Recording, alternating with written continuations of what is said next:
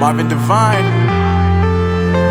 I'm saying bye to all the lies and all the times you cried, saying that I wasn't right, yet I was right by your side. You manipulator, playing games, your friends commentators, and I don't know what you say about our private conversations, but it's got them hating. Thanks to all the rumors you be claiming. It's cool, I'm done with you, so they can throw you a celebration. You gon' hate it when you see me with somebody living better. I'm trying to tell you that me just doing me gon' have you jealous. Hello, folks. Welcome back to the program. This is Chris in Central Pennsylvania for the camera acted strange here. I shouldn't have done that. So welcome back to the program. This is the next in a series of conversations we're having with South Africans who've been suffering from unjust racial persecution and have sought refuge here in America under the U.S. Refugee Program. I want to thank everyone who's tuning in today. And let me turn off the alert box so we don't disturb people very quick. So Mad Max just sent an update for the Ramaphosa's news saying the U.S. will attend the handover. That's different than attending the summit. I had a feeling that was going to be the case. But our guest today is none other than someone who's, I dare I say, she's become a little bit famous on the internet. She's been putting videos out, and apparently she's been trying to reach me for some time. At least that's what I've been told, and she can confirm if that's a fairy tale. People tell me all kinds of things. But my guest today, folks, is none other than Lielie van die Plaas. I've got that habit of turning it in German. In van der Plaas, it's van die Plaas. That's what she goes by, and she's living in the great state of Texas, a Lone Star state. So we have a Lone Star refugee with us, Lielie. Hoe gaan dit? Goed, dankie, Colonel. How are you? Well, I'm very well. So listen, and is any of that true? Were you trying to reach out to me and I missed your communication? Yes. All right. So how long was that? How long was that going on? I mean, was it? Did I ignore you? I mean, I wasn't ignoring you, but did I miss it for like a day or a week, or was it a long time? No, the first WhatsApp I sent, well, the only WhatsApp, I think I sent one or two WhatsApps. I think the first number I had was a wrong number. Then I sent the number that we're in contact now. But that was, I think we were here for about a week or two. So that's quite a while back. And then I sent an email, but I think it was to your Yahoo email, or it was a Yahoo or something and mail. I ignore those. I caution people that I don't know where, I know where people are getting that address from, but I get 3,000 messages a day there, and I can't possibly address the refugee stuff. So, well, I don't blame you. Yeah. Well, I mean, it's just a question of time. I mean, I spend an hour to 2 hours a day answering emails for people, and most of them are questions I've already answered online. People just aren't watching the videos. But let's get back. So when did you arrive? On the 24th of September. All right. I see that your FEMA tent looks pretty comfortable there. Very. It's really true. People do think that. They do. I get messages of people that say, are we really staying in tents? And it's like, I don't know where they're getting this from. Well, tell them that they need to start watching this program, and then they'll be sorted out. That's what they need. Yes. Yeah. So, no, it's the FEMA tent. It's farmers. If it's not farmers, it's Afrikaners. If it's not Afrikaners, it's whites. None of that's true. Yes, white farming Afrikaners have come over, yes, but the program is for racial minorities suffering from unjust persecution. Absolutely. So you guys slipped in under the wire. Now we're about to resume refugees arriving, coming over here in the next couple of days, next few days. Yes. But you barely got in because somebody opened their big mouth and told people where they were processing and doing the interviews, and then they shut down interviews for several days to relocate. And that's one reason why people stopped coming over, because they couldn't get it sorted out in time to continue the flow. So you're very fortunate, but that you got over when you did. Otherwise, you'd still be waiting. I know a lot of people that went with us that we met at the interviews are still waiting, but it seems like everything's moving now. Some of them have gotten their dates, and things are happening. Things are definitely moving now. So I don't know how much you want to share. Obviously, Lielie van die Plaas is a pseudonym. That's we're not gonna get into that. I don't know. Are you able to discuss what part of the country you're from, or is that something you want to protect? Oh no. I can talk about that. So I grew up in Northwest on the plots or farm, just outside a small town called Mooinooi. And that's also where Lielie comes from, because everyone that's known me since then still calls me Lielie. If you tell them my real name, they don't know who you're talking about. So, and then I moved to South Coast, where I met my husband, small town. And we had some trouble on the farm. on the south coast, and just life happened in general. We moved to Port Elizabeth, where we only stayed for 5 months, and then we got the okay to come over. Well, gosh, you've okay. So from Northwest, which I know very well, Moinoi, I know. Of course, I mean, I used to live in Botswana, Cape Botswana. Wow! Yeah. See, a lot of people don't know that. Yeah, and then you went to the South Coast, got that, and then you went to Port Elizabeth. I'm so sorry. I mean, were you forced to move there? Was it a relocation by the ANC? Did they make you live in Point PE? No, we had some trouble on the farm there, and it was a family's member, his farm actually, and just we weren't feeling safe anymore, and in general just decided it will be a better move to move on, because he decided to sell us as well, if you're not safe where you live, you don't want to live there anymore, and you don't want to own it anymore. So yeah, before he was scared that someone's going to take his land. So Oops, you've just gone silent, and we've lost your voice there. Your microphone went silent. my microphone. Yeah, it's back. It must have been a data. It must have been a data thing, the internet sort of thing. Because we've got a stormy weather here, and I've been told that regardless if you have fiber or whatever, Dallas is known for bad reception in this weather. I'm not surprised. Actually, I've been to Dallas. In fact, for the thumbnail for this video, which I sent to her, that's a photograph of downtown Dallas, which I took when I was there a couple of years ago covering the rugby for the Dallas team, which no longer exists. They folded their tent up, unfortunately, but they were playing at the old baseball stadium. So let's shift the attention to where you're at. You came at the right time. End of September, the weather starts to get nice in Texas. Had you been there in June and July, I think you might have experienced something very different. It's quite hot in Texas, especially in Dallas. It was hot when we got here. It was really hot. I don't know how we're going to survive the the summers here. Well, it's called aircon, and you don't go outside much. I think that's going to be the answer. But let's talk a little bit about. I understand. I haven't seen. I just briefly saw a few moments of one or two of your videos because I'm incredibly busy and I don't have time to watch a lot of content. But because people kept talking about you and saying, "Hey, she's doing these videos," I'm like, I don't know her. Not yet. She's free to make whatever content she wants. That's but people kept talking about it. And I said, since it kept talking about it, I said, and you tried to reach out to me. I said I need to follow through and reach out, but. Let's talk. What I understand, and people explain to me that you've been talking a lot in your videos about how safe it is and how comfortable you feel walking around. I mean, if that's true, can you tell us a little bit about that? Because that's been a trend amongst every South African refugee that I've interviewed, is about how you don't have to stand there and stare and watch your children if something's going to happen to them. You can go out at night, you can walk safely in the streets. Has that been part of what you've been talking about, and how true is that? No, absolutely true. So first, I want to say it's not a country with no crime. Okay, there's still crime.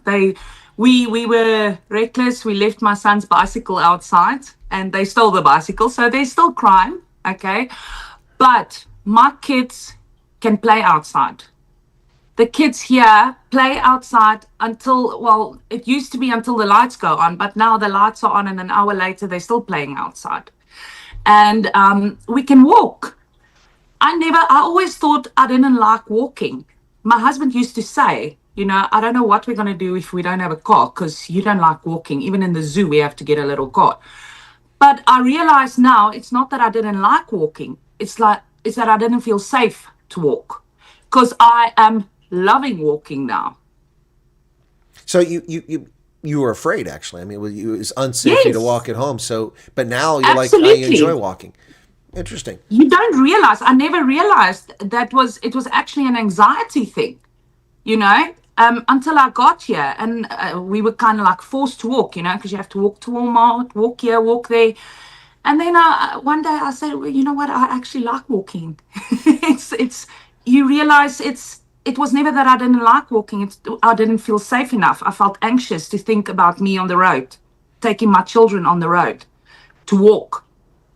Well, Lielie, one thing you have to consider here, which I've told South Africans this for years, is that most South Africans actually suffer from post-traumatic stress disorder and don't even realize it. They don't even realize they're dealing with it, because it's not normal. And let me just my audience indulge me for a second here. Let me get Lielie up on the screen so you can see both of us.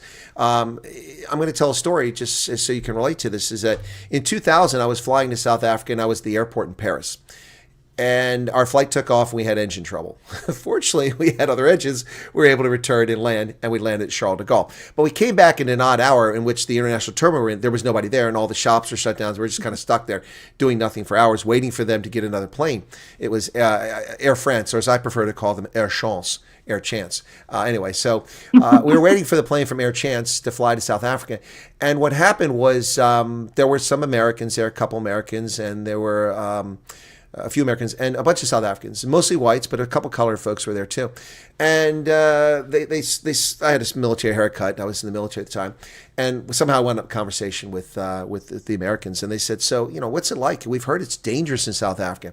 And I said, "Well, this is 2000, okay, 25 years ago." I said, "Okay, look, as a tourist, you need to be smart no matter where you go. If you're in Venice, you don't pull out wads of cash. You don't walk around wearing a baseball cap that says, go 49 or something like that. You just have to try to blend a little bit and just be smart, because tourists are easy marks. You're going to be a target for crime no matter where you go in the world if you're not careful." I said, "But beyond that, South Africa is very dangerous. A lot of people, they're killing people in rural areas on farms. There's a lot of violence. But if you have your spidey sense about you and the hair in the back of your neck rises and you're smart about things, you should be okay." Now, the South Africans had to interject and stop me. No, don't listen to him. That's nonsense. That's not true. And almost every one of them, no, things aren't that bad. He's overplaying it. And I was underplaying it. I was trying to reassure them they're going to be okay. And they didn't want to hear any bad news, because 25 years ago, South Africans just didn't believe that things were that bad. So Absolutely. they're much worse now. But so then in the course of the next hour and a half or so, this is where I was stabbed when they broke in at the farm. That's a gunshot wound in my thigh where they broke in my home. Yeah, my sister was gang raped. I got shot here. I got stabbed here.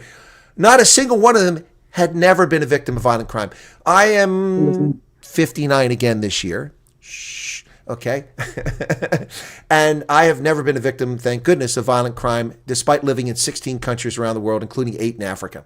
Never been a victim of violent crime my entire life. Yet in 2000, in that terminal at Charles de Gaulle Airport in Paris, every single South African, I think there were 6 or 8 of them, had been a victim of violent crime.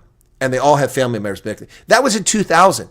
Imagine how it is now. So I think you can relate to that. So you all have PTSD. Well, I've been a victim of crime from a very young age, because I grew up on farms or plots, if you want to call it that, like small holdings.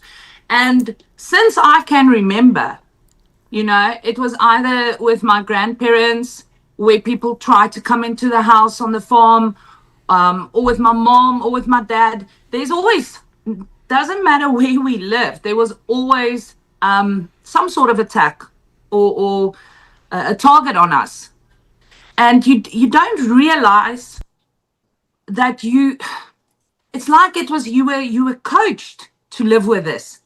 And only now that I'm here, I realize how much PTSD I actually have. Now that I can relax, I feel it. I feel how much trauma I actually lived with. And I am so grateful that I got my children at this age out of that country, so they can have a sense of more secure, a more free life. Because I never had that. Well, it's something you don't really realize until you're out of it. And, the description that Cyril came up with back in the 1990s about the frog in the pot and the water slowly boiling, you don't realize just how much. And this is the phrase I've used for years. South Africans are inured to violence. They're kind of like they're numb to it. It's even the most shocking violence doesn't elicit, look at how the leftists and the political wonks in South Africa dismiss things. Whenever a violent murder occurs, particularly if it's a white person, oh yeah, but black people are victims of crime. No one said they weren't, genius. We're talking about particularly violent crime. And we just saw Henny Muller, 82 years of age, murdered, or 84 years of age, 82, murdered in Uppington. In broad daylight, 7 a.m. By the way, Lielie, I was 100 meters from his house a few months ago. I didn't know him, but I was just in Uppington, right down the street from a catacort across the street from where he's at, just a few months ago. This is insane. And they want to say it's a simple petty crime, but they broke in the home. The guy came in, went to the bedroom, stabbed him multiple times, murdered him, stabbed his wife, and then set the place on fire and left. That's not normal. No, but that's the thing, and that makes it so much worse because you hear of, look at his age. He must have been defenseless when we arrived here. I think a week or two after we arrived, I have cut myself off social media in South Africa, off the news, because it's just I'm trying to heal, for my family. And when we got here, I think it was a week or two, I saw this article about an 11-year-old boy who was shot in his head. Yeah. He's dead. He passed away. Yes. I'm a mother. I've got a 10 and a 9-year-old children. Yeah. What human being does that to a child? Yep. No, it's insane. So, I mean, that's a major thing that's an issue here. Most South Africans are unsafe, except for, of course, Rupert. He leaves his windows open at night. So, whatever. Apparently, he lives a nice life. I wish I had that kind of money. I have invested in his Richemont company, but it hasn't made me rich yet. So maybe one day I'll be rich too. But yeah, so I mean, to you, what is the biggest thing you've noticed? It sounds like the biggest impact for you initially so far, since in the 2 months you've been here, roughly 2 months, is the safety and security. Well, safety, security, jobs. Oh my soul, there's so many jobs available here. It's insane. It's everywhere. You walk out from Walmart to Chick-fil-A to everywhere. You open LinkedIn, you open Indeed. There is so many jobs, and you can apply. As a white male, as anyone can apply. They don't discriminate. Wait a second. I don't bring fake news to my channel. I understand that Chick-fil-A will only employ 4% of their management to be white males. Or am I confused? Maybe I'm confusing with that Chick-fil-A with Chicken Lickin'. I think you're doing that. Absolutely. And not just that, what I've noticed is the kindness, humanity. Yeah. We have just everyone wants to help. Everyone wants to see you succeed. Okay. And not just me. Everyone that comes over, there's a lot of Afrikaners in America that wants to help. There's a lot of Americans that wants to help. Everyone's just so giving. And I've noticed that you don't see that in South Africa. I think everyone is just on survival mode in South Africa.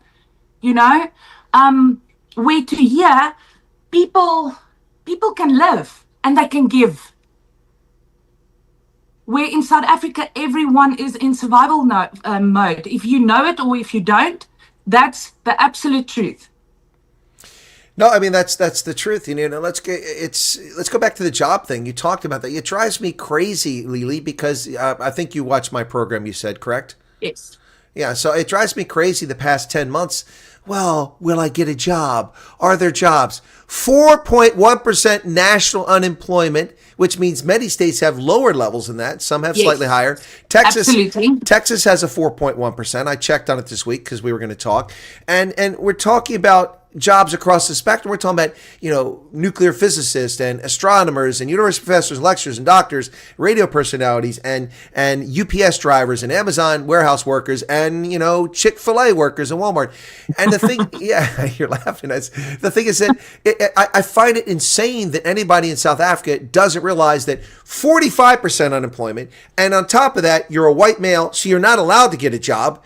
You're guaranteed to be unemployed, so you're going to be. So the 45% doesn't matter. And at some point, the way things are going, that white male population, which has a low unemployment rate, is going to find itself up at that level because they're being denied by racial exclusion. But in the United States, no such thing exists. And I don't know why people are like, "Oh, will I get a job?" Of course, you get a job unless you're a lazy turd. It fascinates me that what kind of jobs are available here.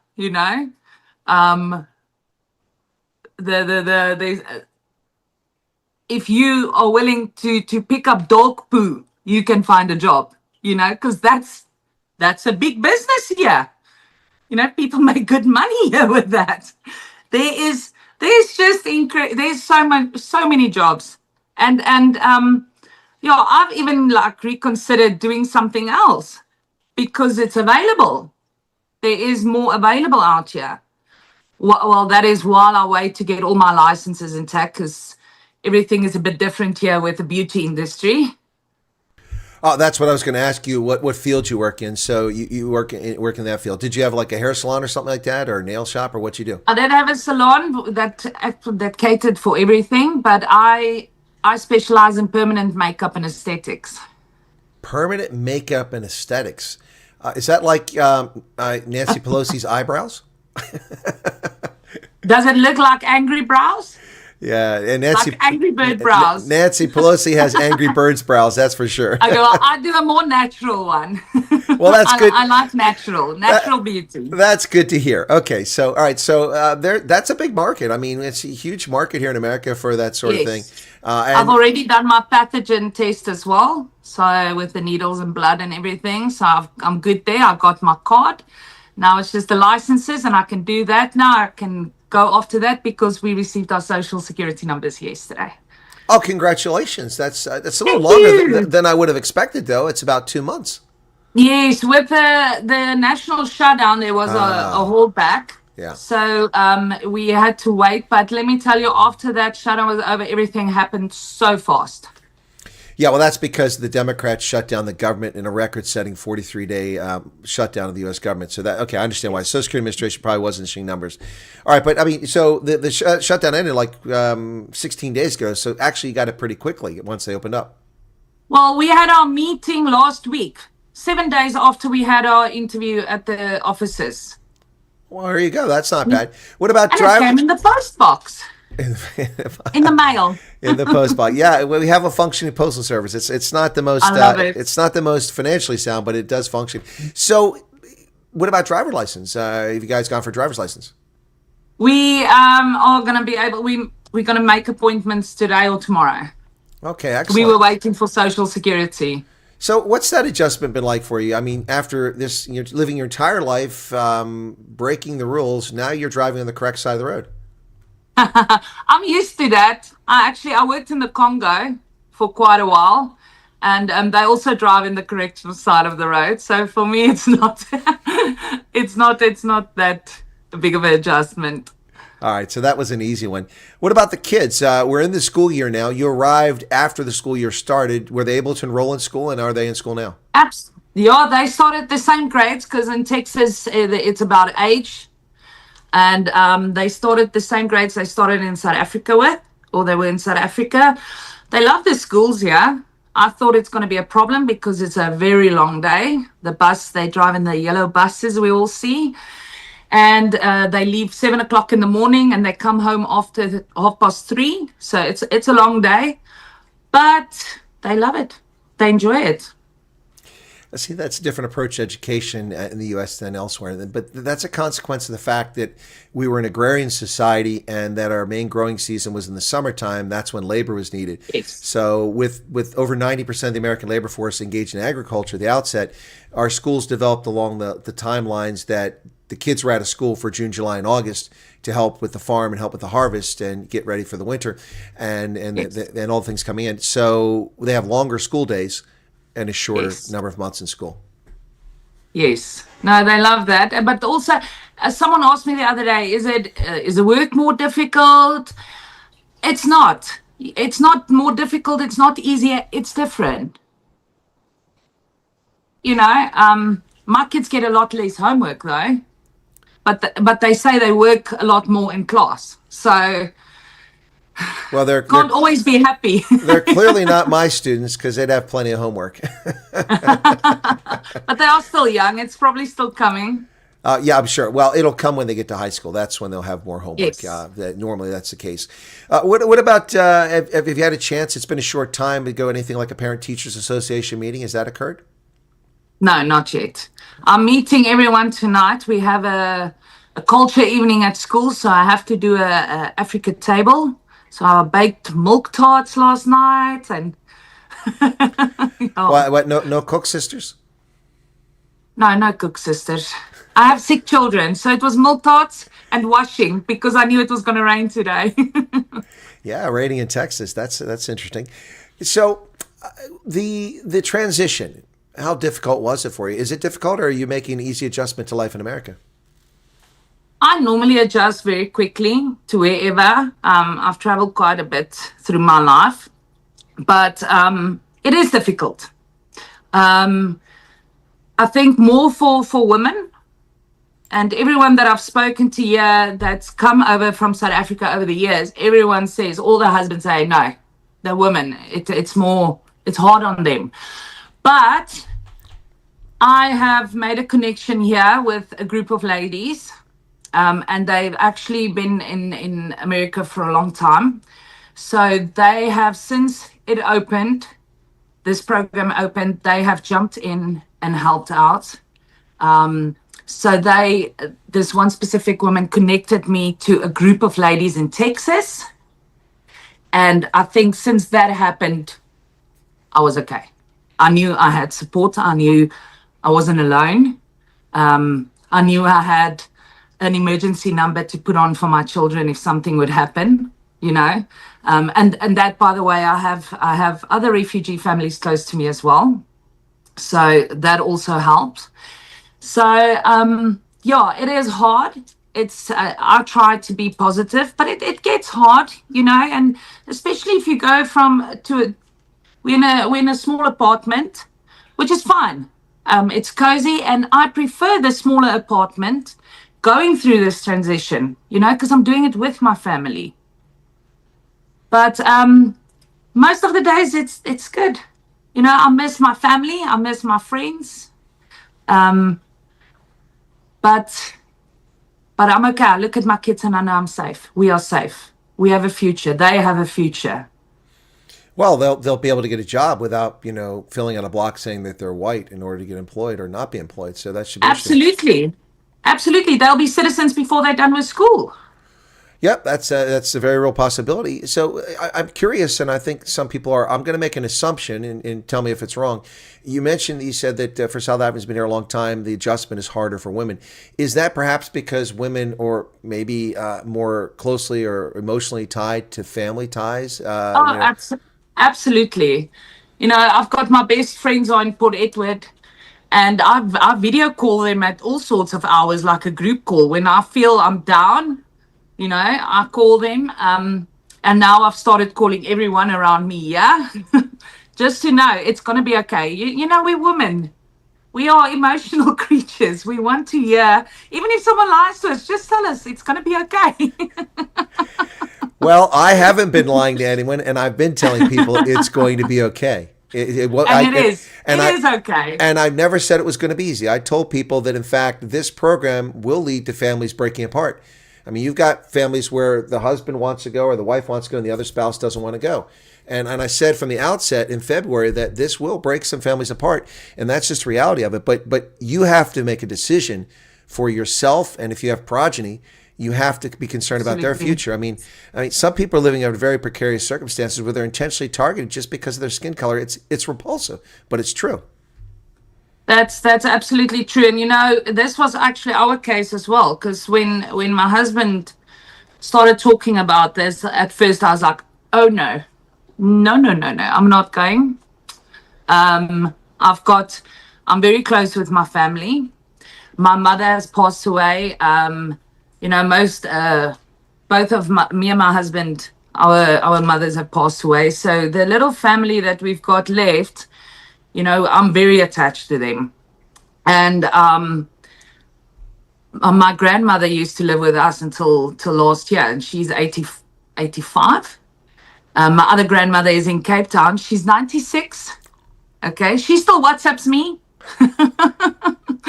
And Rian's grandmother is also, she's 88, but she'll be joining us soon. So you know, it was hard to leave. It was extremely hard for me to make that decision.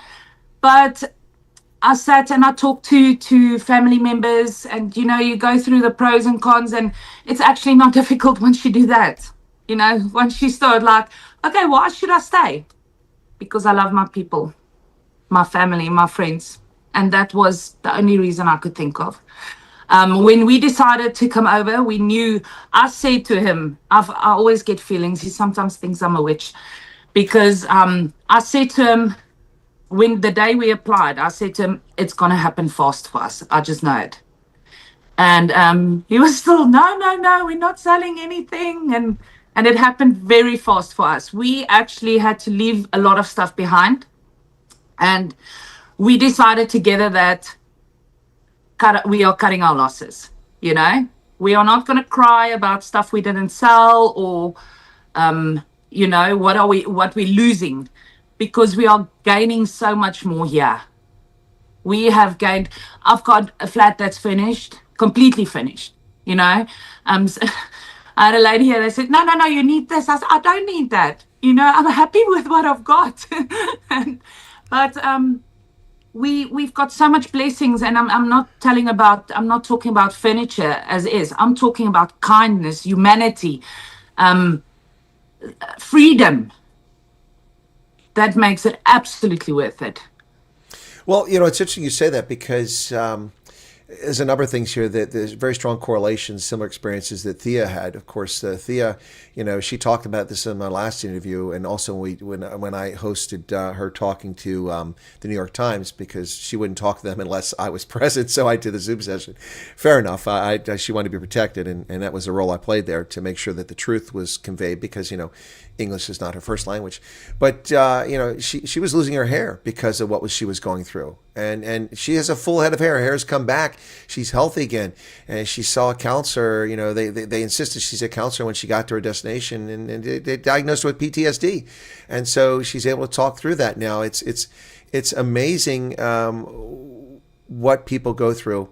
And then they come over here, and things are different. And I think that your point is one that's very much merit, because people are fed false impressions of Americans and of America. We're arrogant, and we're wasteful, and we're demanding, and all this stuff. When in fact, most Americans are kind, loving people who really go out of their way. Giving.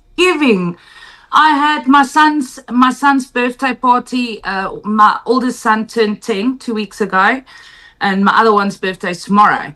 And we were so overwhelmed with kindness.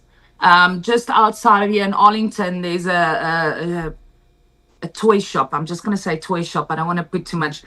And the owner actually put on their Facebook page that he's hosting a boy's birthday party that just moved here from South Africa. We got an Uber. Someone sent us an Uber. We got there. There was children, you know, like we didn't know anyone there, but we were so overwhelmed. There was gifts, there was cake, there was children, there was families, and everyone just celebrated with us and welcomed us. And this was Americans. And he gave us a voucher. This is not even the lots and lots of presents that my son got. Okay. He gave us a voucher that the community just brought money and said, you know, give this to the family if they want to buy, Christmas presents or whatever. We were so overwhelmed with kindness from American people that you don't see this in South Africa. You do not see this. And that's why I say people are so fighting for themselves, you know, just survival, that it's basically impossible, and you don't notice that. When you are there, you notice it when you are here. Well, Lielie, I don't want to disagree with you, but I will say, from my experience, and it's probably because it's unique, I'm not South African, and this is not a boast, but it seems like a lot of South Africans love me. But the point I want to make is that when I go to South Africa, a lot of South Africans behave the way South Africans used to be. They're friendly to me. They offer me things, free accommodation, offer to buy me meals. They're very generous if they're able to. I mean, I have, you know, people who have not much in the way of means at my meet and greets bring me things that are important to them. A gentleman in an informal settlement up in the west side of Pretoria gave me his dog tags from his South African Defense Force days, which I know were precious to him. And so the generosity is there, but it's been beaten out of South Africans because they're yes. Yeah. So it's there, but it hasn't been beaten out of Americans. So you get to experience it from all over. That's the thing. And in South Africa, look, Afrikaner people, we give, all of us. We work hard. We've got work etiquette like you don't get anywhere. We work hard. We play hard. We are kind, generous people. And we like taking care of people. That's how I think. But I think with everything that's going on, it's like you said, you know, if you go to someone, you ask them, they'll be more than willing to help. But people are so worried about their own families that they don't see what's going on with other families anymore. No, and you brought something up earlier. I want to come back to it because, there's no such place as utopia. No world is perfect. There are bad things that happen in Norway, in Iceland, in Estonia, in South Africa, in the Congo, and the U.S. even. And you mentioned you carelessly left your sons, or whoever left the bicycle out, and sure enough, somebody appropriated without compensation. It's so funny because in PE, we were in PE for a month. And I left the bicycles out, and they stole the one mongoose bicycle. Okay, just the one. We were here a month. On our way to church in the morning, I walk out and I see the one bicycle. The mongoose bicycle is missing. I look at my husband. I say to him, "Oh, the mongoose bicycle's missing." And he looked at me and said, "You're not funny." I said, "No, I'm not joking." It happens. We actually saw a police officer, and he said, it happens. It's petty crime, especially this time of the year. So yeah, it's not all crime free. You do get it, but the funny thing is, last night I walked for the first time. I saw people that responded. Police officers responded to a 911 call. Okay, I was busy doing my laundry, and I walked out. And there was this big car, and it said 911 and police and all of that. And, you get like a muscle kind of feeling, because this is proper. They are kitted with guns and everything. And I asked them, "Can I help you? Is everything okay?" And they said, "No, they're looking for this building." And I walked with them to show them. And I actually asked them, "How long does it take?" And they responded in a minute. Just to see the police actually respond, and that's what I want to get to. People get caught. The police do their jobs here. They have cars to come out. Cars that work, that have petrol. They don't tell you that they can't come out and file a report until 3 weeks because there's no petrol. Absolutely. That's the thing. Criminals get caught. They go to jail. Well, they get prosecuted. That's unless they're Democrats in Congress. Well, in South Africa, it's a different story. Even people that came to our farm stole from us, our workers caught them. They went to the police station, police let them go. And this is not the first time. It's over and over and over and over, Here they get caught. Indeed. And they go to jail. And what we always hear is that it's because of poverty. But the thieves aren't poor because they've stolen from people. They have everything they need. It's poor people don't steal. Poor people have morality. It's unless they're starving, it's a different story. So let's okay, now I've got to pick a bone with you. I didn't hear this, so I'm hearing it third hand. I understand you were complaining about the American food, and I want to hear about this on your videos. What's this all about? Is that true, or is somebody leading me down the wrong path? Complaining about American food. Yeah, somebody said you said the food was terrible. Bread. Just the bread. I miss my freshly baked bread from South Africa. It's different. Well, take a number there, sweetheart. I miss Brötchen from Germany. I got addicted to that 40 years ago. Proper Brötchen, which I can get in the Schweiz, I can get in Österreich, I can get in Germany. I can't get proper Brötchen. Even though we have Aldi and we also have Lidl in the States, I cannot get proper Brötchen. And so I have to make do with, French rolls and, these things. And it's not the same. I know where you're coming from. It's not the same. But listen, let me tell you, it's convenient. And there's so many, because people is always saying, "Oh, Americans eat fast food, they eat unhealthy."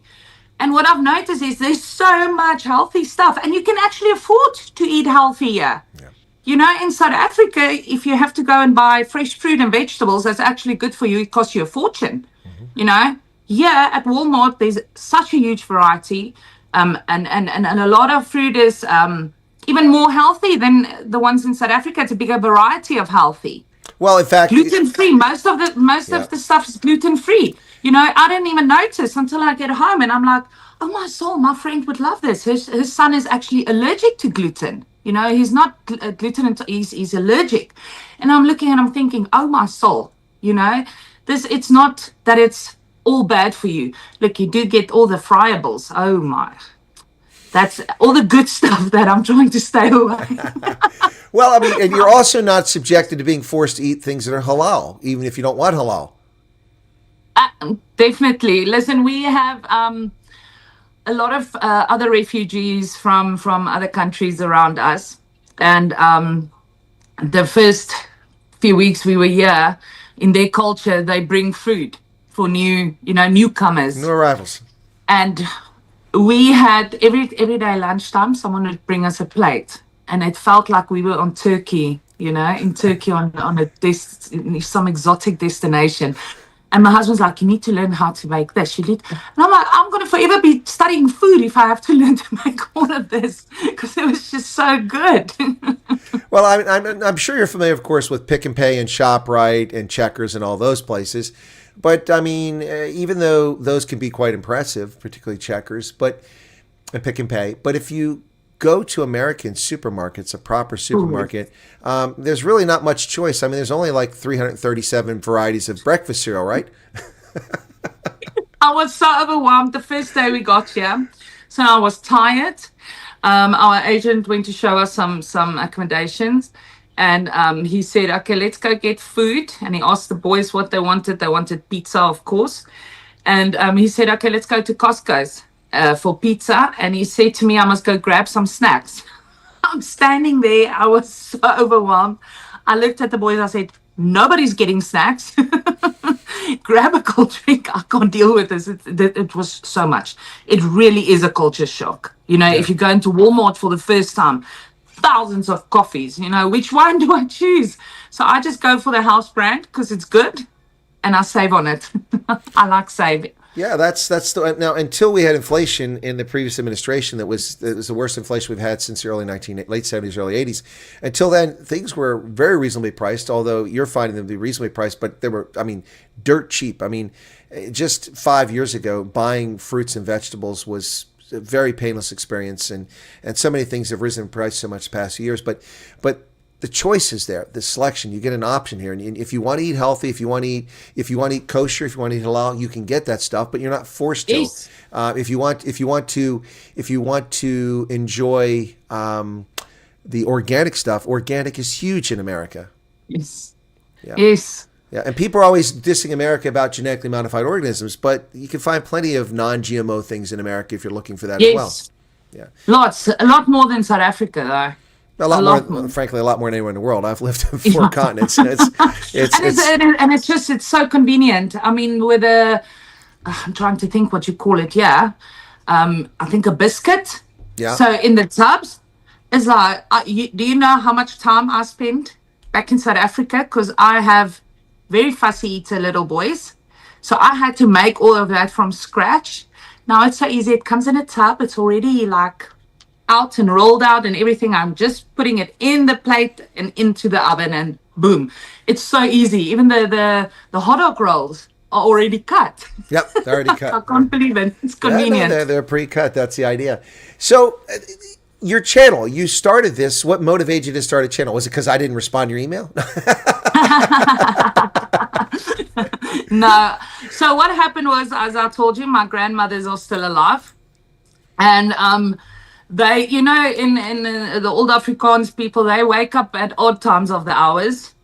So at first I had a WhatsApp group, where I put all our family and friends, and then the grandmothers would start sending messages on the group at 4:00 in the morning. You know, so some people started complaining. I'm like, no, okay, I have to do something else. And that's why I started the group. It was actually initially just for family and friends. And that's also why I used Lielie, because it was for my family and friends. So and then so people knew who it was, Lielie, because that's what everybody knows you as. Well, it's like me, you know. I'm known by Chris because I was born on Christmas Day, but that's not really my legal name. So, yeah, maybe. And I want to tell just one thing you said about the lady with her hair, that her hair started growing back. My hair is a lot thicker since I'm here. my hair, my nails, I can see a difference in my body as well, healthier, definitely. And I think it's stress related. It's because I'm not anxious all the time. Well, that's what I was going to say. It's not diet, it's not environment, because Texas is like much of South Africa when it comes to climate. Definitely not diet. It's is that a dig on American cuisine? No, but I have quit smoking. Oh, you were smoking? Wow, that's a nasty, filthy, half expensive habit. I'm telling you, and the day I landed here, I stopped smoking cold turkey. So now I have to watch what I'm eating. Well, that's true, because smoking keeps the weight off on a lot of people. My mom smoked until she passed away. It was, she used to do like 2 or 3 packs a day at one time. It was crazy. She'd put down one cigarette and pick up the next one. I tried to get her to stop for years. That's good. I mean, it's stopping. It's a very expensive habit because they tax it to death. It is. It's a nasty habit. Yeah, it costs you a fortune. Well, the kids, how are they adjusting? I mean, have you seen, are they flourishing? Because that's been a consistent theme from Willem and his wife Jay, and also from the Langtons and from everyone I've talked to. Charles, all their kids are just like, they're doing well. I realize that for your kids, it might not be as difficult, 8 and 10 age frame, but for some that bring over teenagers, they really are not happy about leaving their friends behind. But look, I mean, I don't mean to be callous, but suck it up, Buttercup. I moved to 34 different states before the age of 17. I've lived in 16 foreign countries. That's just the nature of life. Sometimes you move, and if the friends are your friends, you'll stay friends for life. Absolutely. So I've said this on my channel, but it's something real, and it's something very close to my heart. Every time I think about it's hard, I think about this, and then it just confirms that we did the right thing. So in South Africa, in KZN, we had the riots a few years back. Okay, and it was where we used to live. It was horrible. There was nothing left of our town. And they used to walk down our road, past our road, singing, chanting, and so badly that our workers on the farm phoned to come and sleep inside the house. So it was very scary. The police couldn't help. They blocked off the road. You couldn't get in or out the town. My son, my youngest, he's turning 9 tomorrow. Up until the day we got here, 2 weeks in, he never slept in his own bed through the night. He was just too scared. They left their friends behind. They still talk to their friends, my oldest especially. He still video calls his friends in PE, and they play games and talk on the games and all of that. But they also, both of them, pray every night and thank God that they had the opportunity to come here. I appreciate where you're coming from, telling that story. July 4th, 2021, Mui River Toll Plaza, torching 100 trucks, owned by Black-owned businesses, by the way, and that's where it started, all because Jacob Zuma was sentenced to court for being an ass. And it all started there. And during that thing, I was live broadcasting for 8-9 hours a day because people were asking for help and advice, and they weren't getting it. So I was offering advice on people how to organize your communities and what you should do and how you should make sure you have a generator and also have rations. And when it started in these communities, people were staying up all hours. I'm like, you can't do that. You've got to divide the available people into 3 groups. One group that's resting, one group that's providing security, and one group that is preparing for security. Otherwise, you're going to wear out. And you can't rely on your cell phones. I said, you can't rely on mobiles. You got to have 2-way radios and things like that. And so a lot of people learned the hard way that the cops aren't going to be there to protect you when it all goes up. They won't. Yeah, and we can't community. We can't blame the cops entirely. They're not funded and resourced well. Even though a lot of them are corrupt, a lot of them are honest, and they just really found themselves in a tough spot there. So the reality is that it can get very scary very quickly. Now, so let me ask this question: can we talk a little bit about the process of you coming over here? Okay, a little bit. Okay, we don't want to get too much into it, but I'm curious. How did you find out about the program? Where was it? Was it you read it somewhere, or did you come across my program? My husband's been following you for a long time. Oh, okay, all right, okay. So he was already a viewer of my program. Yes. So what did he say? He's just camera shy. No, that's okay. Look, some of us aren't devastatingly handsome. Some are hideous. I get it. I was telling you the other day, because I answer a lot of questions, people that's coming over. So I'm connecting people now that's coming over. We've connected about 30 families just in the last 2 days with other South Africans and people in the towns where they're going to. And my husband said, what do you get out of this? And I said to him, do you remember the days that I couldn't finish my work fast enough, finish the house, cleaning the house fast enough, and I was sitting in front of your channel and at that time Professor G, and I couldn't wait for a new video. That was it. That was all I did the whole day. After our process started, now people can follow their process, see where they are, what's happening. We couldn't. So we didn't know. We got our approval letters after we knew where we're going to. Yeah, the horse before the cart there. Some of that's still going on. It's and the reason I tell people is that they're rushing. There's an order from Washington to get people processed as quickly as possible and get them over here. And when you rush, you make mistakes. So things get out of order. People writing me, I've got a provisional letter. I said, it'll always be provisional. You can always have your status revoked. Don't lose any sleep over that. All right. So you guys were watching my channel. Okay. That's good to know. I'm just curious. That's because a lot of people still don't even know that there's a program. It's insane. Everyone that asks me about the process, I say, I'll tell them there's so many content, and I give them your sites and stuff, because I don't, I want to talk about my life here. Yeah.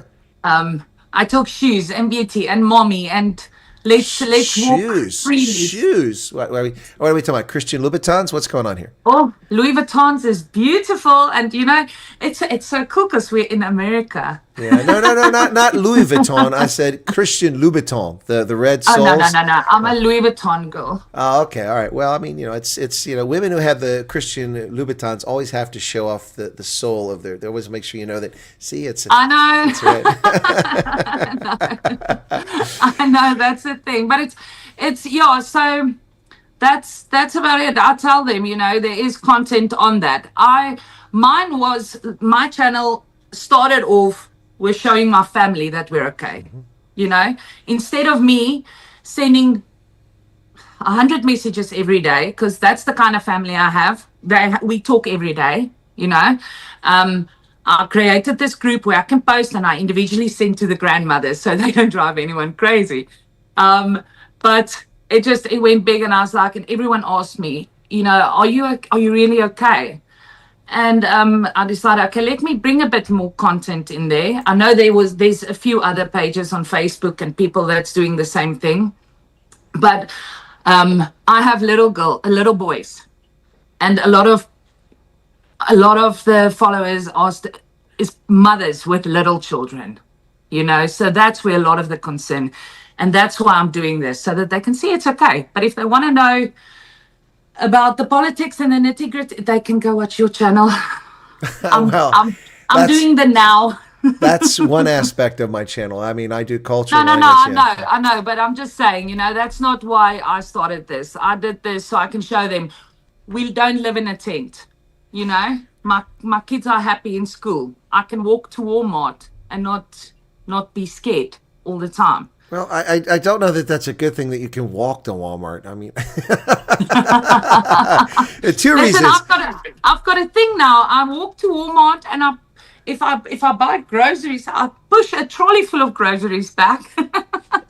Oh, so you're one of the trolley thieves. There's a trolley outside your house that belongs to Walmart. I always take it back. Okay. All right. So you've just reserved it for yourself. I mean, since you don't have a car, I suppose it makes sense. But remember, drive the trolley on the correct side of the road. There's pathways here. That's really cool. Even on the bridges. And look, there's the bridges here. Even the roads everything's bigger in Texas. That's why I'm growing my hair, so I can tease it up, big hair, big nails, big cars, big pickup trucks. Yeah, things are bigger in Texas. When I went there to cover the rugby a couple of years ago, I landed in Dallas, and of course, American Airlines, which is based in Texas, seems to be incapable of delivering people on time, anytime, let alone every time. Every flight I've flown with them, except the most recent one, was always delayed. But I got to Dallas, I got to get my car about midnight is when I picked it up, and I had to drive to Houston. Well, Houston's not 5 minutes away. That is a long drive, especially at night. And the road is like straight and flat. It's like no change. It's really flat. I had to pull over to rest stop to take a nap because I was falling asleep at 3 o'clock in the morning. It was crazy. Yeah, Texas is flat.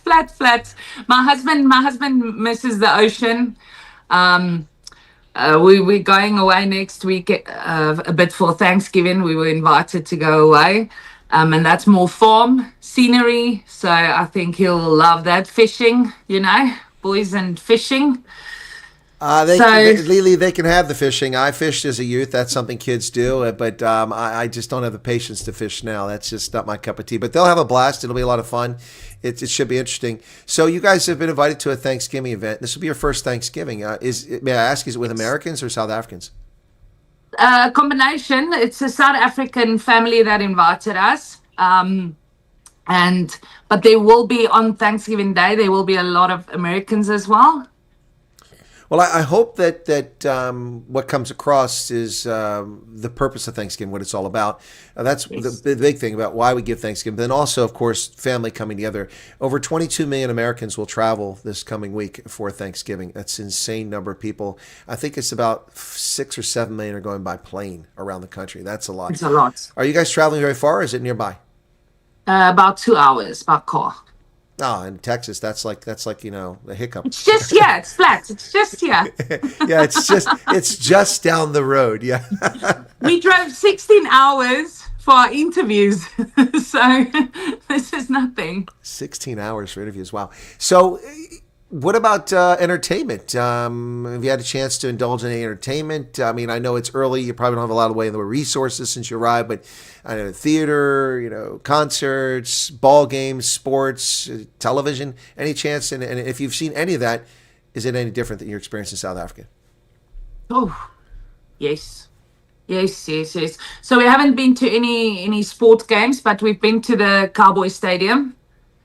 The boys loved that. We actually went with a friend, with two friends the other day. Big. Boys they love football. They've never played football in their life, but they love football. The TV stations, listen, the news is news. I said to Rian the other day, someone drove over a dog, and there's a video of it, and they put everything on the news. They're looking for this guy. Things like this gets on the news. Where in South Africa, I think is just news actually makes the news. If someone gets murdered, it gets on the news. In South Africa, I think there's just too much to put on the news. Well, I think we should address that in a different fashion too. In South Africa, you have a national broadcaster.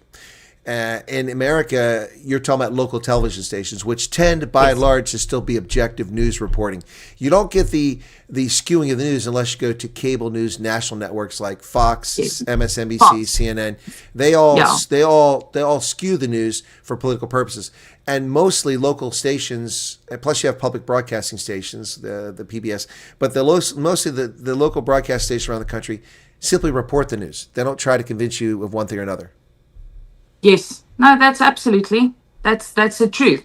But even the channels that we have here, there's one just for all the children's shows. One just Avengers. One this. My kids are loving the TV here though, but I'm limiting it because I also love the TV here.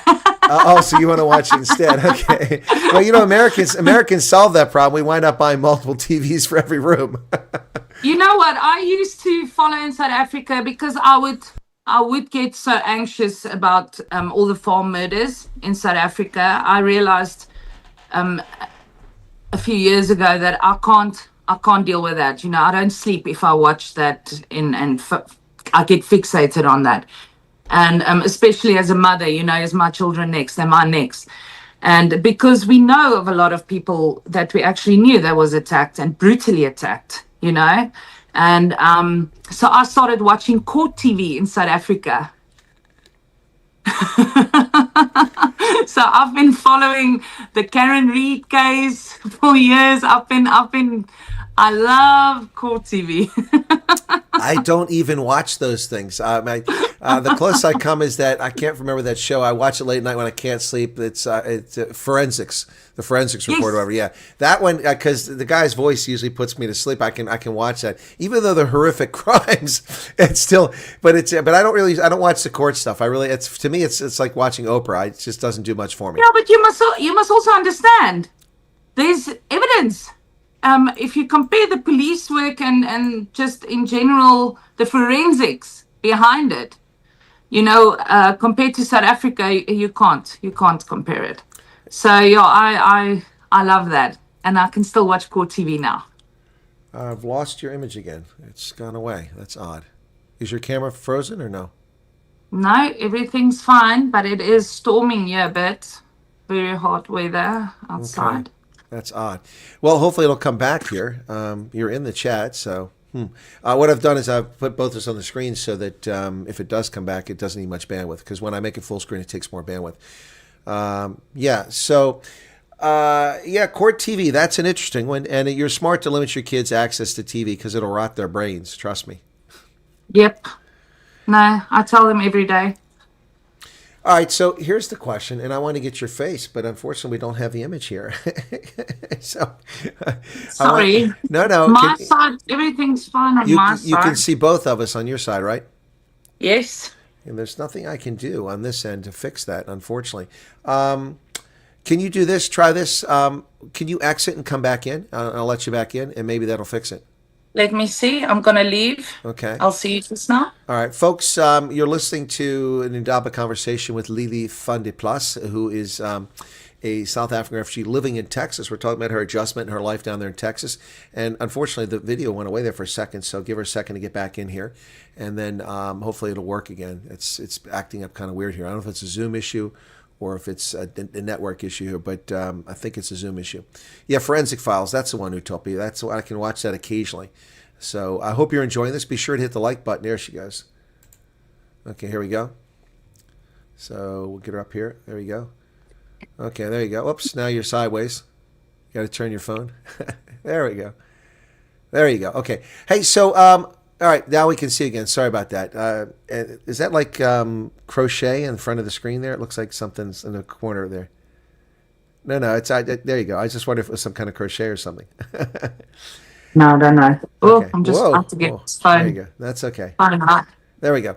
All right, welcome back. Thanks for doing that. So, because I'm sure people don't want to see my stunning face the rest of the time. They want to see you too. Because you look, look, Lielie, you've got a big smile on your face. I mean, you're going to wind up being, asked to do adverts for toothpaste because you're so happy. Thank you. Now you're making me blush. No, but seriously.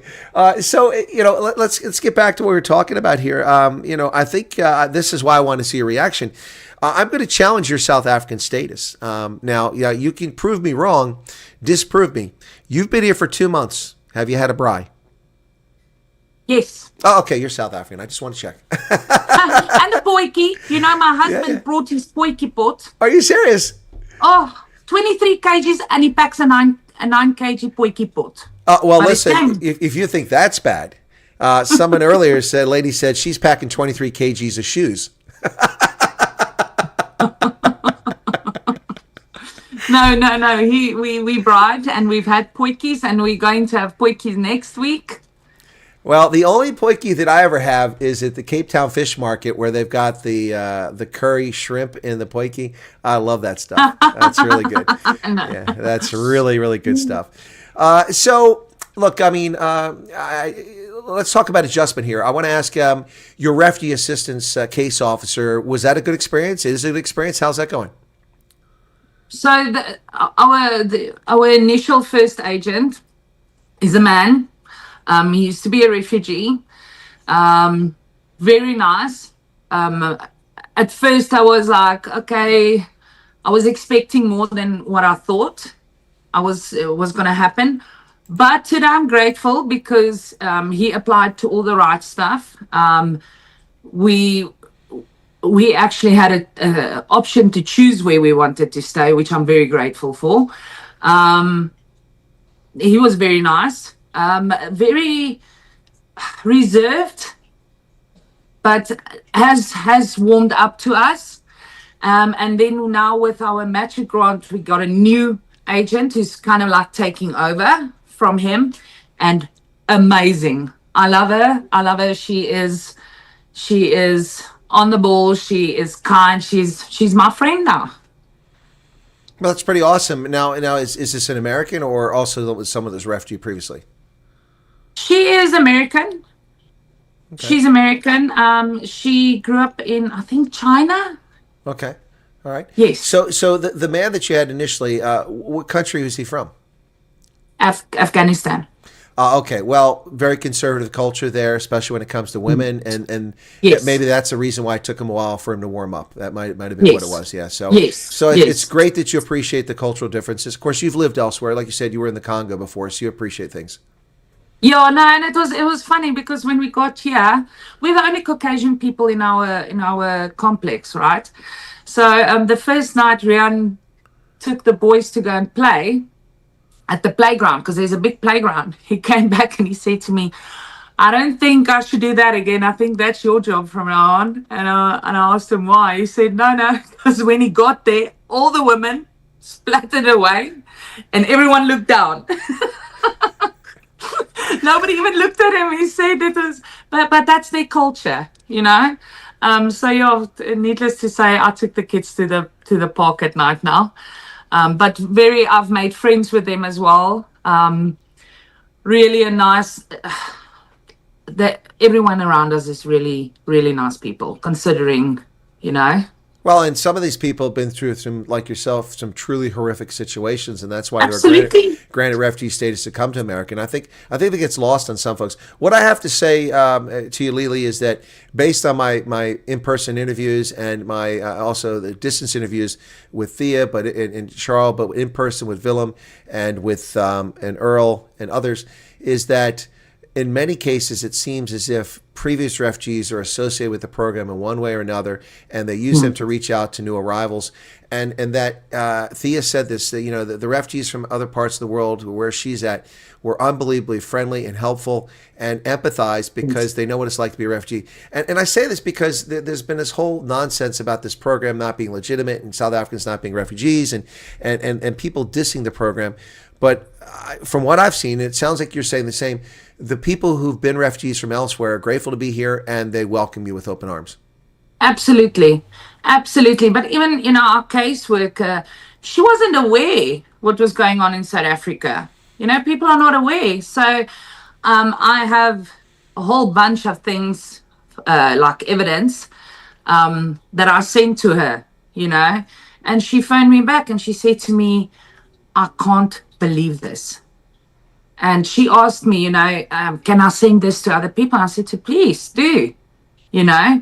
She said, because there's so much rumors going around that this is not a real program, a refugee program. This is because Elon Musk and Donald Trump are friends and he's South African. So that's a lot of stuff that's going around. But I think a lot of people, especially in Texas, I saw a thing where Texas, some union or something, actually acknowledged what was going on in South Africa now. So I think people are talking about it, and people are, it's eye-opening for some people. They are seeing. The world is starting to see. Slowly, but they are. Well, I'm going to charge you with telling your caseworker to watch my channel, and then she can learn about what's going on in South Africa. I told her I'm having an interview with you today. I said to her, I'm so nervous because she asked me, I said to her, no, I'm doing this, and one of the refugee ladies is pregnant here, and I'm organizing, you know, I'm trying to get her all her baby stuff. And she said to me, how do you know all these people? And I said, well, I've got this group, you know, and she was so like in awe. And I said to her, yes, and I have a very important interview today with like a legend And he's got so many followers and everything. And she's like, oh, that's so awesome. You have to send me the link. So maybe she's in the chat. Yes. Well, if you are here, Miss Caseworker, welcome to the program, and feel free to watch and join us at any time. So, Lielie, look, I mean, I think that I'm going to have to send some medical personnel to your apartment complex because it appears as if you have a coat hanger stuck in your mouth with those big, broad smiles and grins. I always smile, Colonel. I always smile. Oh, you say that, but I'm sure that there were tough days back home. Yeah, but I try to smile even with them. Okay. I've always tried to see a silver lining somewhere. You know, I'm one of those people. Never used to be like that. My brother passed away, and I think it comes from him. Where everything happens for a reason, you know, and you might not see it immediately like that, but this past year has definitely told me everything's happening for a reason. Yeah. So look, we've talked about some wonderful things and about the great opportunities and also the fact it's safe and the kids are doing well in school, and other than the bicycle being stolen. But what are some of the frustrations other than being away from family and friends? I mean, there has to be some things, you know, even in a bed of roses, there's going to be a thorn or two that gets stuck in there. So I mean, what I mean, you know, it's no one's going to take it as complaining, but I mean, is there anything that's been a little bit of a challenge other than it's just difficult picking up stakes and starting all over? Well, for me, I've always been very involved with school. So up until yesterday, I didn't have social security, so I couldn't even be a volunteer at the school. I haven't even met my children's teachers, which was big for me. I couldn't walk them to their new class. You know, that was really, really big. But I also understand why. You know, they have other laws and stuff with the schools here. But then I don't know. I think our biggest frustration was social security, you know, just waiting for that because we couldn't apply for jobs. You can basically not do anything without that. But I can't complain. Look, we've been very, very lucky, very blessed. I don't like the word lucky because I'm not lucky, but I am blessed, you know, and I know some states are not the same. Not everyone, not one case is the same, you know. I said to my husband the other day, I don't really want to talk about how blessed I really am because I don't want someone to think and to get to a state and they don't get the same, you know, blessings or jobs, because I know there's some states we had some families who really struggle to find jobs, and I know this network of women that I'm involved with, they helped out there, you know. So and even with food and help from the government, there's some families that didn't have the support I did, you know. I'm in contact with a lady that's been here since the beginning of September, and she actually sent me a message on Sunday early morning hours, and she said to me she Googled support group for Afrikaner refugees, and that's how she got to my page, because she had to apply for social security. She had to do everything by herself. They got very little support from their caseworker. And in a question of minutes, I hooked her up with this one lady who connected her to other families in her area. And she just said to me, you know, thank you. Just thank you. She doesn't need food or anything, but just the emotional support. So I think that was the hardest thing for me. The most, you don't want to tell your family, oh, this is happening, because then they worry, you know? Yeah. And that's what it was for me in the beginning. I was sitting here, I think it was the second week. That was hard for me because I was feeling frustrated. I was feeling alone. I didn't have someone to talk to. I didn't want to tell them my feet is hurting because I walked 10 miles out of stupidity. And I couldn't be mad at my husband or my children because it was my idea, you know.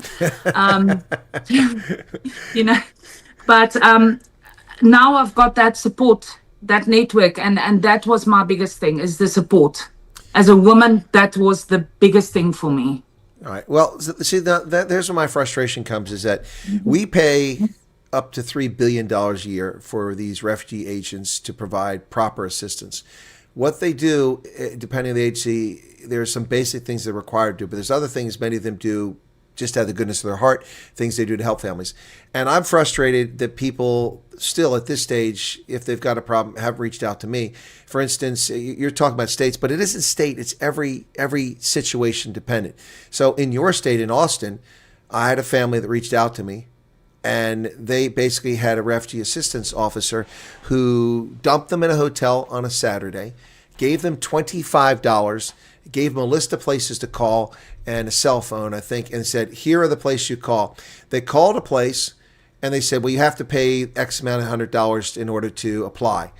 Well, I don't even know that that's legal, but they had to pay a fee in Austin, Texas to apply for an apartment. And then they were refused because, of course, they have no credit history.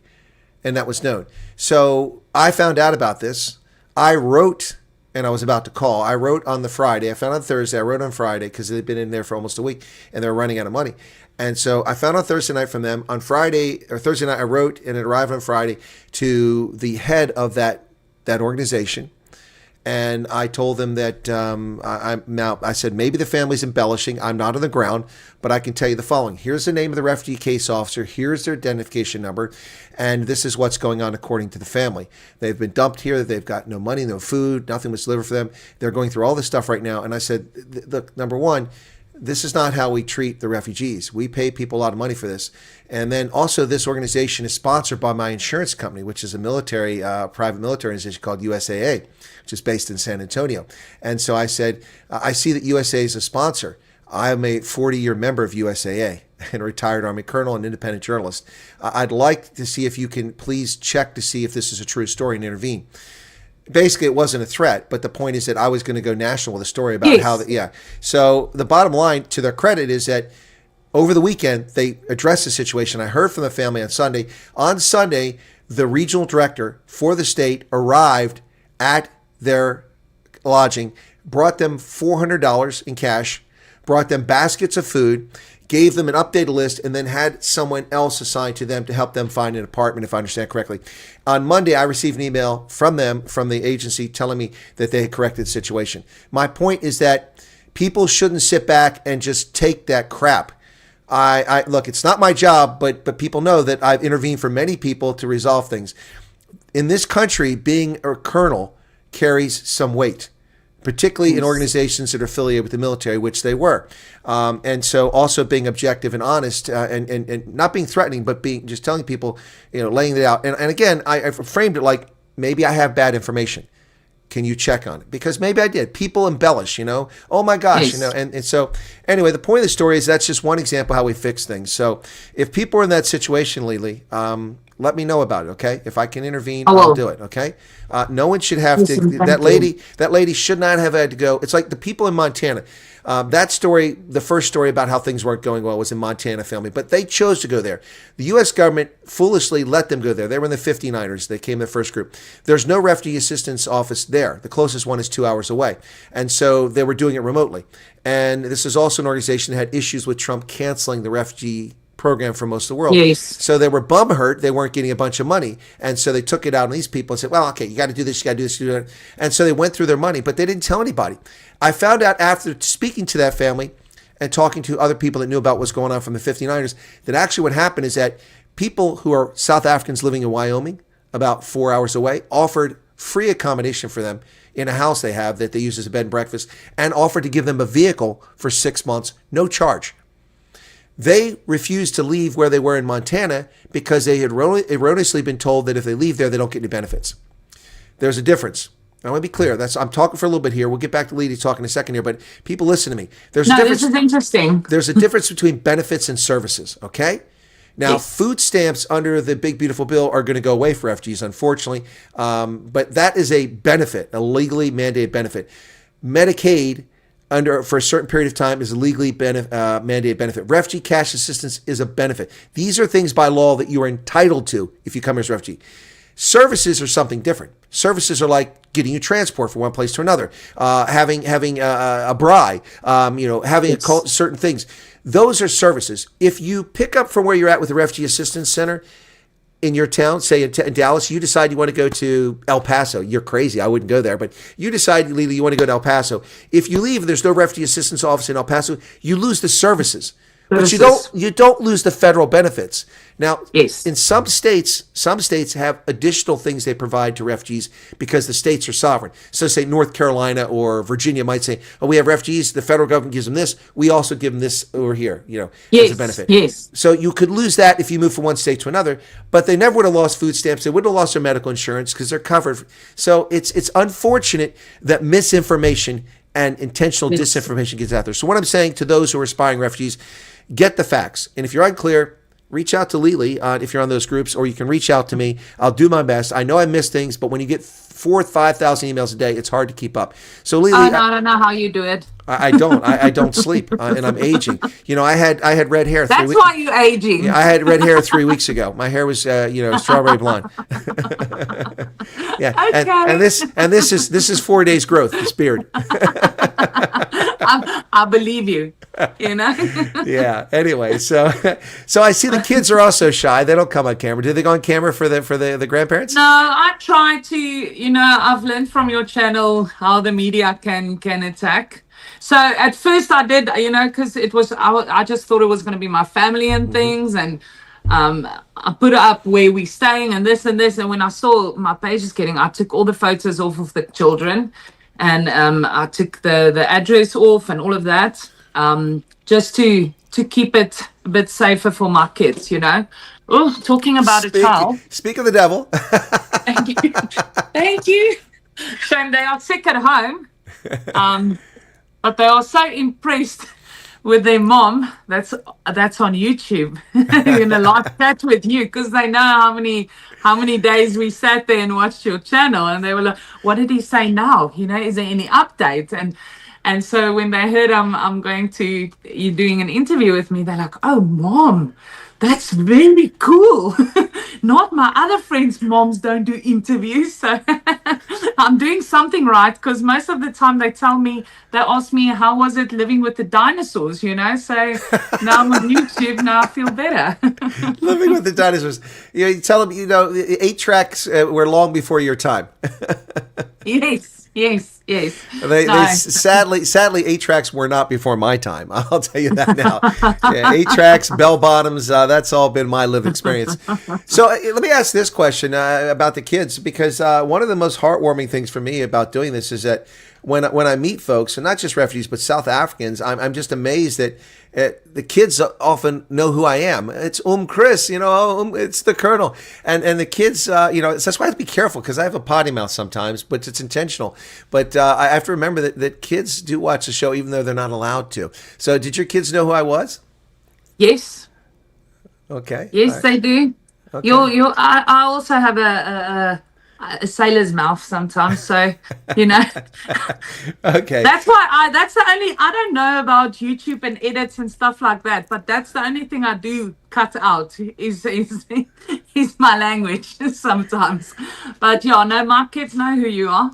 Well, my prepared videos, I tend to cut any potty mouth stuff out if I put in there. But it's for live stream, sometimes it's fire for effect. It's just the way it is. So, do they? I mean, I know they're young, but well, I guess it's too early to ask what they think they might want to do. Plus, kids, if they're 12 or 13, they change what they want to do. Oh no, my times. children know what they want to do. And my children are. Christian wants to be a FBI agent, or he wants to be a paleontologist or an archaeologist. All right. Well, I'm telling you what, I'm on board with that. I love paleontology and archaeology, and the States is a great place to do paleontology. You know what? This is actually one of the reasons both my children are gifted, so tested like high superior intelligence, and there is so much possibilities here for them, and programs which they didn't have in South Africa. So I'm so grateful for that. Adrian, I don't know. I want to say be a doctor or a thing, but I must be very careful to say a thing with him. Because we go out, and when he hears music, he starts dancing, and he didn't get those dance moves from me. So he's got rhythm. I don't know. He told me he's going to be he's going to be the next president. So we'll see. Well, I hate to break it to him, but he can't be the American president because you have to be born here. But it's a nice thing. No. It's a nice thing to aspire to. But doesn't mean he can't serve in Congress or in the House or Senate or be appointed as a cabinet minister. All those things are possible here in America. So it's a ways before the kids go off to university, if they go to university. I mean, if they decide to do that, you got lots of time to plan for that, lots of time to potentially earn and save and put away for that. Yes. But I imagine it'll be a little weird when you think about it. They're going to apply for university, and they're not going to receive a letter saying that they got 97% in school, but they're denied because they're white. They're white. Yeah, that should be interesting, huh?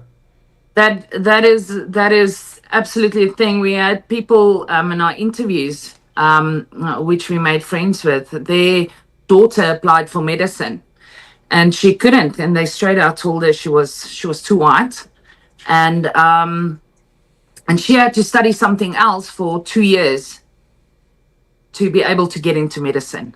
Yeah, I've seen that far too many times. People forced to study something that earns a lot less and has a bit less impact, and it's really degrading to see that. Life should be a meritocracy. It's a competition. But even the Navy, we have a daughter, and she wanted to go to the Navy, and she started training, applied.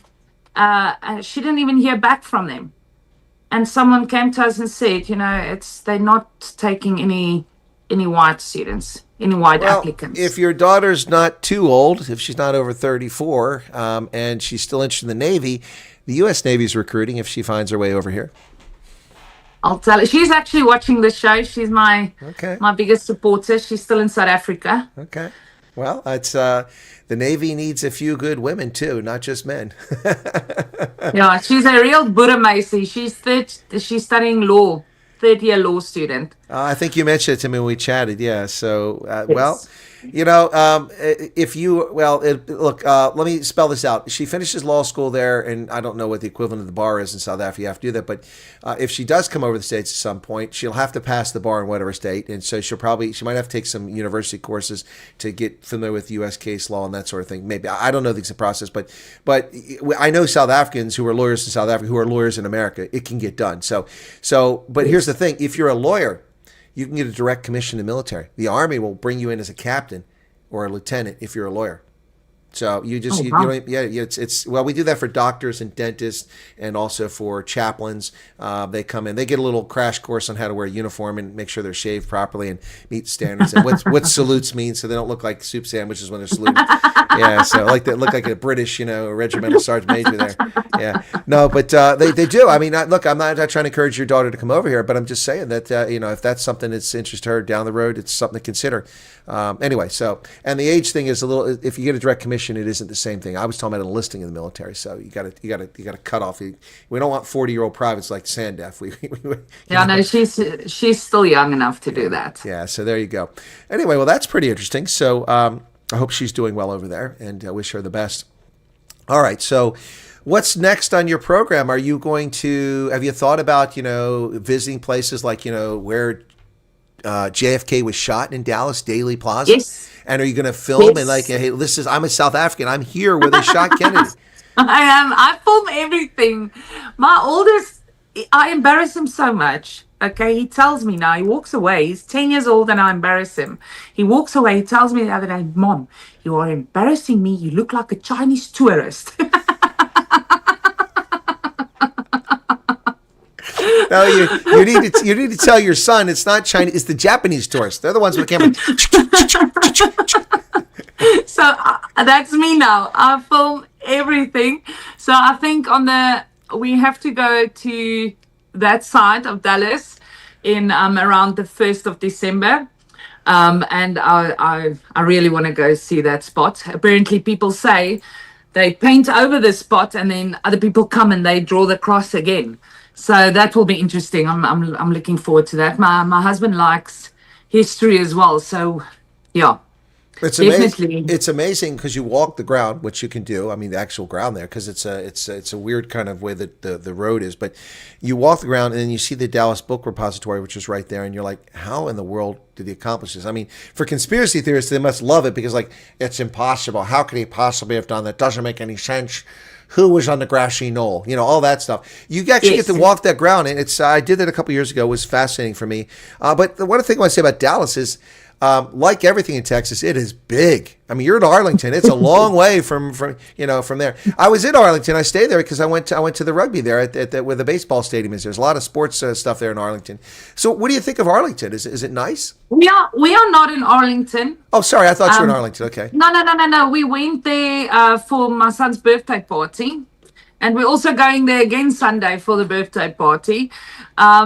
We are very north Dallas in the center city. You don't have to say where, but okay, gotcha. That's fine. No, we are in the city. Okay. Very, very north. Right. Yeah. All right then, but I mean, it's a huge city. I mean, geographically, it covers a lot of space. It's really, really big. But do you know what I like? Because we went. No, I don't know what you like. Please tell me. I know it's just a phrase, but it's like we don't.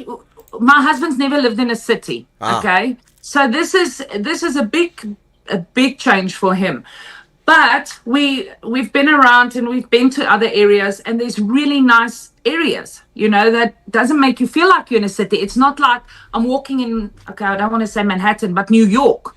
There's actually there's trees, so we feel a bit of nature together. I'm not saying we're going to live in where we are right now in this area forever. My husband would like a dam or something where he can go fish with the boys, a little bit not city. But I'm not stuck between huge buildings all around me. Yeah, that's true. I got to intervene in the chat here very quickly. A question was asked about Social Security, and someone said they answered 2 months, but you need to give the full story. The reason it was 2 months is because the U.S. government was shut down for 43 days. Yes, there was a delay. She, in effect, didn't wait 2 months. She, in effect, by the time she applied, waited 1 week to get her Social Security number. Yes. That's very important because the person's going to walk away from here with the wrong impression because you gave them part of the story, and they're going to say the people have to wait 2 months. That's not true. No, 1 week. We waited. We went on the Wednesday for our interviews, and we got it on the next Wednesday. Yeah. So look, we most likely got it on the Tuesday because I went to check early and we got it. It was there already. So yeah, I'm not trying to admonish my viewers. I'm just trying to make sure that we get the correct information out because people. Yes. No, we waited 1 week. Yeah. So they'll hear one thing and they'll go on from there. Well, Lielie, I mean, I have a feeling we could talk for hours here. I don't know if that's going to thrill your family with us talking for hours, but what I want to do is I want to open the door to an invitation for you to come back, and we should chat again sometime if you want to do that. Perfect. Okay. Perfect. Or you can come out here and have a potjie with us. Well, Dallas means American Airlines, and I'm having a little issue with American Airlines because I'm in a tiny little town. I'm in a peri-urban setting, and the country is like there's a soybean field 300 meters from my house. Last year it was maize. This year it's soybeans. So I'm kind of in the countryside in a small little dorp, as you guys would say, right next to me. It's a dorpy next to me. It's a dorpy. But we have a tiny airport. So it used to be international, but Air Canada quit flying out here. So now it's still called international, but there's no international flights. So I have to go to Charlotte or Chicago or to DC or to or Atlanta for a hub to get where I'm going. Or Dallas. I had to go to get from Idaho back to Pennsylvania. I had to fly from Idaho to Dallas and then back up here. So I was just in Dallas recently at the airport. Yeah, hobbling through that airport. My goodness. I mean, I don't know what they're doing there, but I had to walk it seemed like 35 kilometers to get from one place to another. My bad hip. It was not fun. It was not fun. So let me ask this question before we wrap up here. Your grand, 88 years old. She's coming over. Yes, she would have. So she's coming with her son, with my husband's uncle. I think they're actually watching now. She have to wait. She have to do the test. They found something on her lungs, but look, at 88, I would have been surprised if they didn't find anything wrong with her. But she's still awake and she's up and she still operates. So they are coming. I know her son already. He got his approval letter, and she just received a call to say they are looking to place them, close to us and all of that. Obviously not here with us in my very big apartment, but they'll be close to us. And yeah, we have been in discussions with our agent, the first one, and he's aware of them that's coming. So yeah, it's happening. Well, there you go. I mean, that's pretty amazing. I mean, look, so if your grand's here, goeienaand to your grand because it's evening there. I'm impressed. I moved 26 times in 36 years in the Army. That's quite an undertaking. Of course, a lot of that's facilitated by the military moving my goods, but you still got to pick up and move your house all the time and sort through things. It's very time consuming. But after the age of 50, I'm less inclined to pick up and move now. So major props, major respect to your Oma there at 88 to be willing to pick up and move stakes. That's, I mean, guys, let's give it up for her grand. I mean, we can get little hearts in the chat there because I mean that's something. I mean, that's impressive. Look, I'm really amazed by people in their 80s who are still at it. I mean, my friend is 87 here, just across the road from me. He's a busy guy, keeps going. He's always giving me a hard time about not coming over to see him enough. And you know, when someone's that age, you definitely want to go see him as much as you can.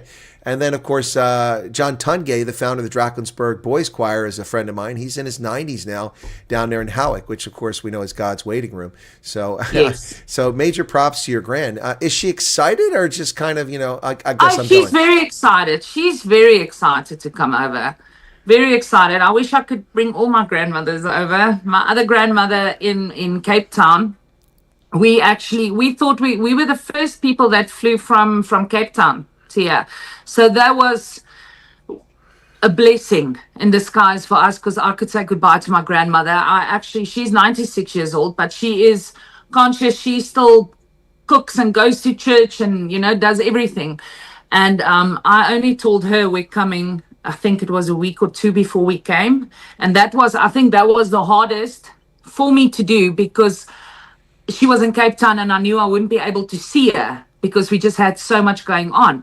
And then, God just planned everything. We went to Joburg, flying from Joburg, and we didn't fly from Joburg. We had to fly to Cape Town to come here. And I could say goodbye to her. But 96 years old, I wish she could be here as well. Wow, that's amazing. You know, you said that some people, I don't know, maybe it's your husband or some people said that sometimes they think you're a witch because you're like Senior von Rensburg, you know. But I mean, things just worked out. I mean, that's fantastic. You got to go see your grand in Cape Town. Otherwise, you wouldn't have had that opportunity. At 96, that's amazing. Wow, that's something else.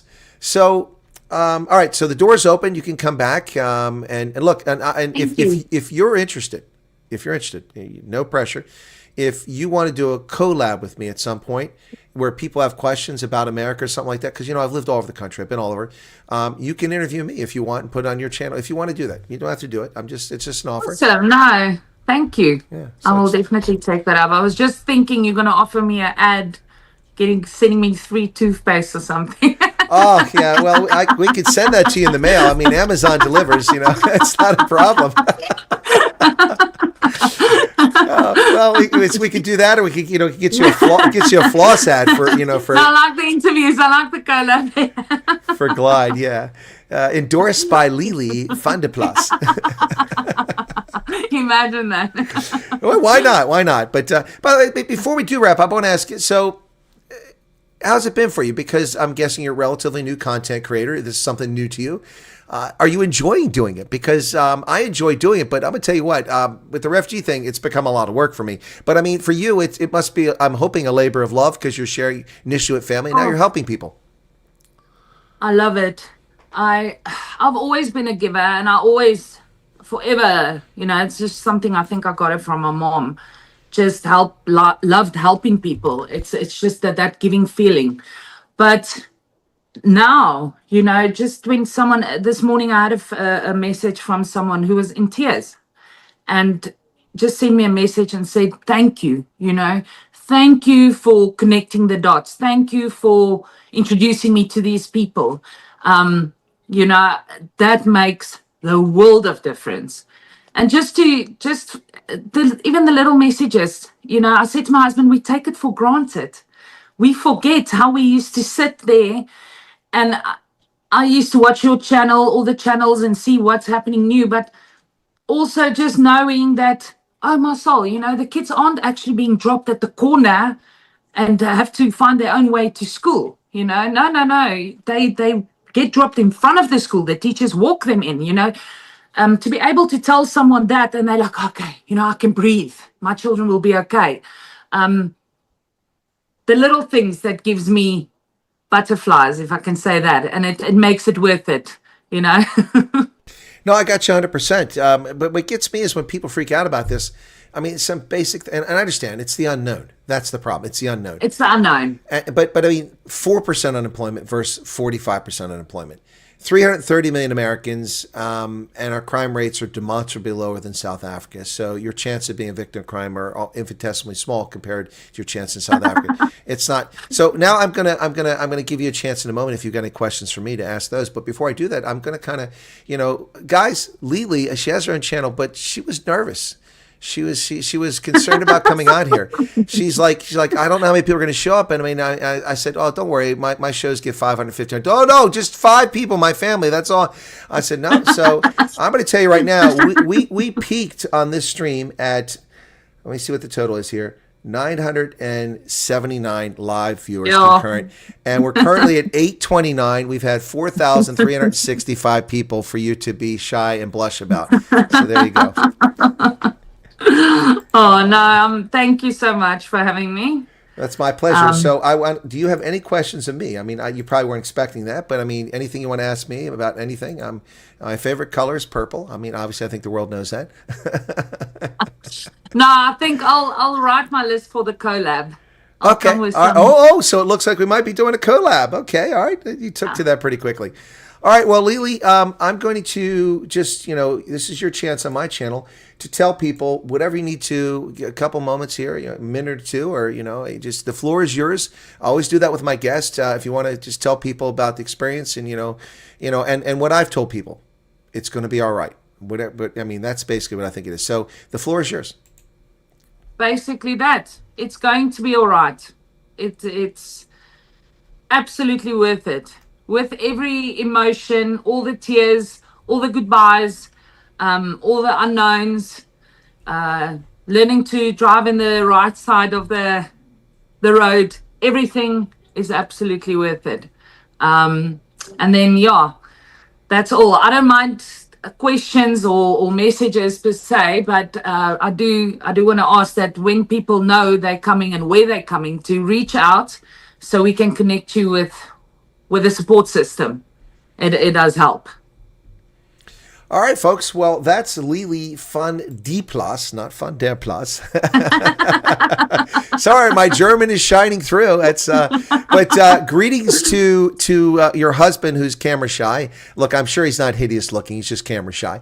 But greetings to him. He's a hottie, eh? Oh, he's a hottie. Okay, well now we know. Okay, all right.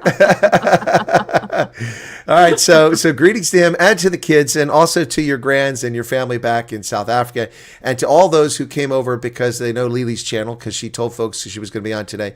All right, we're going to do this again. All right, we're going to do this again. We'll figure out. Absolutely. Thank you, Colin. It's my pleasure. So I'll let you drop off, and then I'll wrap it up here, okay? All right, have a great day. You as well. Lielie Van D Plaas, okay? She's trying to get out of there. Bye-bye. I'll see if she can get out there, okay? Actually, I'll help her out there. Please help me out, yeah. Well, I can put you in the waiting room. Oh, she figured it out. She got out.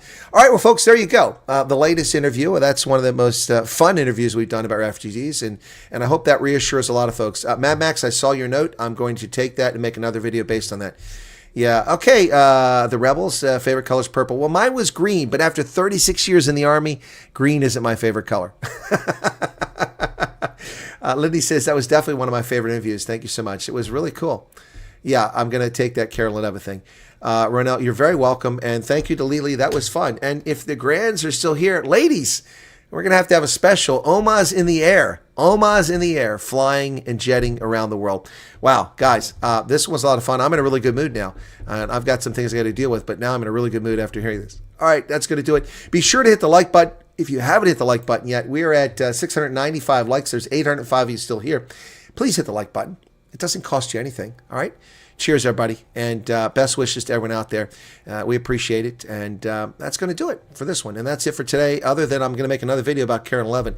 And what did I say about the Karen 11 thing? I said something is not kosher here.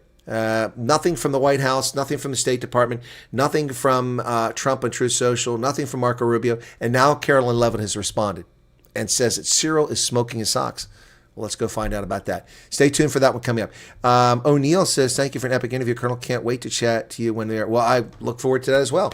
100 Rand, thank you so much for that super chat. I forgot about super chats. Didn't even ask for them in the stream. All right, guys, that's going to do it. We're out of here. Take care of yourselves. Be well. Cheers.